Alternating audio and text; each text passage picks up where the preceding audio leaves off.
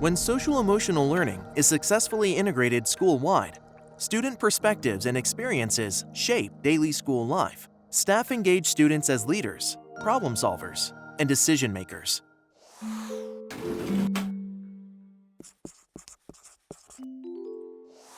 When we think about youth voice, there are two things we think about. First is the youth themselves. Do they have the competence, the skills, the confidence to use their voice? And secondly, are the adults in that space creating opportunities for the youth to be heard?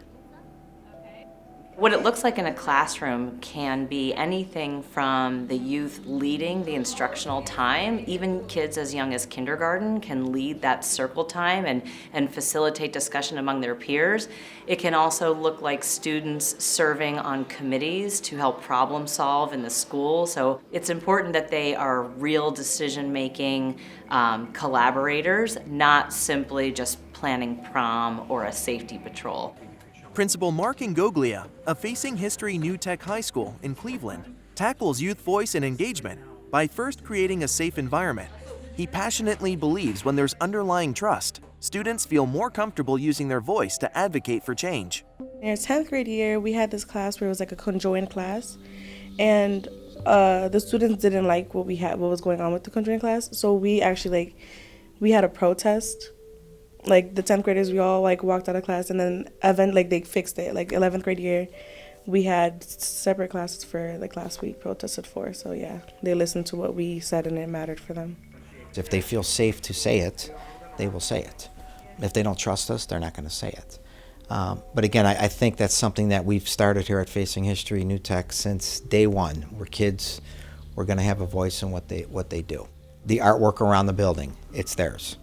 I almost never say no. The kids are like, can I do this? Sure. If it's going to make our place a better space, absolutely. To help create a climate of trust, Mr. E, as he's called, has implemented peer mentoring programs, which empower students to take charge of their learning and growth. With my peers, I have this group called Link Crew, which I'm in.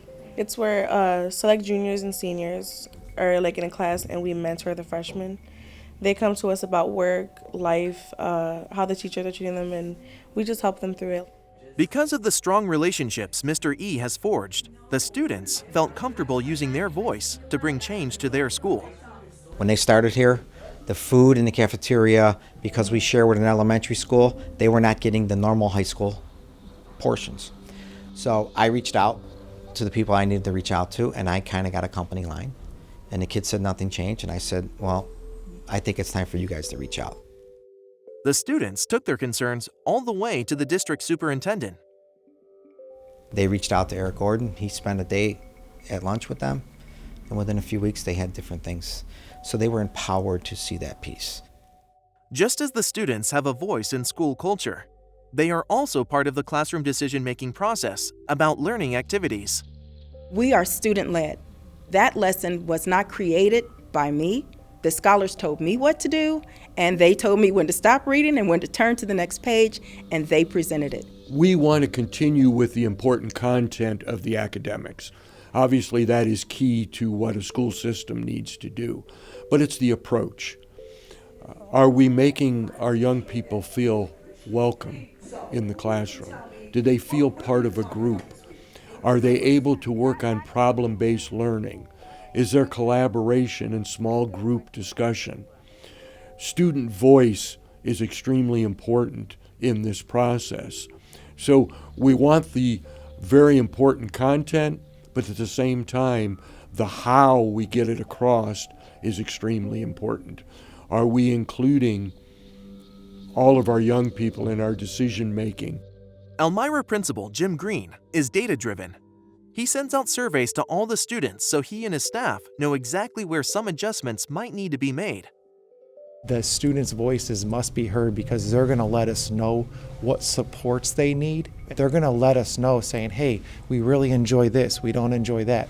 We have a survey, it's called the Conditions for Learning Survey. It lets us know where the children are, how they're feeling. Do they feel safe? Do they feel challenged at school? How are their relationships at school with adults, with their peers? And from the surveys, we're able to see where we're going. Like, are we moving in the right direction or a negative direction?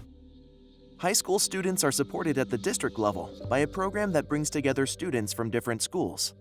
We have our student advisory committee, and we bring anywhere from 430 to 450 high school students together 4 times a year for this activity.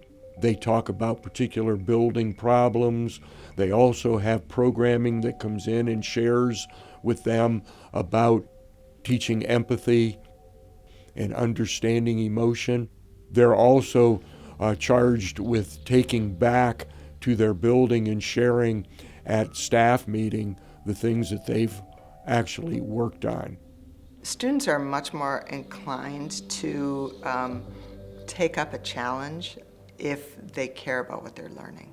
And so having a project that they themselves are really invested in gives the fuel and the motivation for them to want to figure out how to make this work. And if they try one way and they have, one result, they're much more likely to take up a challenge to try a different way if they actually care about the outcome that they're working towards. It's almost impossible to get them to persevere on something they don't care about.